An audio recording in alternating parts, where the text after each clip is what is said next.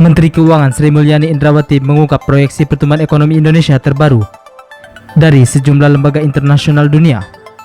Seluruhnya memang menyatakan proyeksi yang lebih rendah untuk laju perekonomian tanah air. Pada Juli 2020, Bank Dunia memperkirakan ekonomi Indonesia akan turun dari kisaran 2,1% menjadi 0% pada tahun ini. Kendati begitu, ekonomi nasional diperkirakan mencapai 4,8% pada 2021. Sementara Bank Pembangunan Asia (Asian Development Bank) memperkirakan Indonesia hanya akan menikmati pertumbuhan di kisaran minus 1% pada 2020, dan pada 2021 mereka meramal ekonomi Republik Indonesia akan meningkat menjadi 5,3%.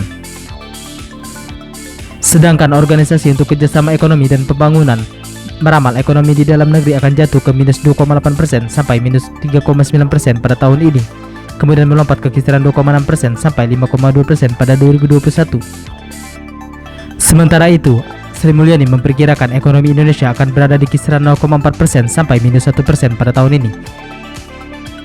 Lalu merujuk pada asumsi yang tertuang di Rancangan Anggaran Pendapatan dan Belanja Negara APBN 2021, ekonomi diperkirakan mencapai 4,5% sampai 5,5% pada 2021. Pada kuartal pertama 2020, ekonomi Indonesia hanya tumbuh 2,97%. Sri Mulyani memperkirakan ekonomi kuartal kedua 2020 akan turun jadi minus 3,8%.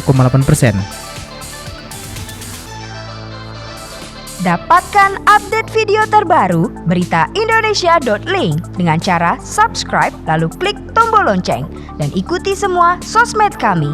Jangan lupa ya.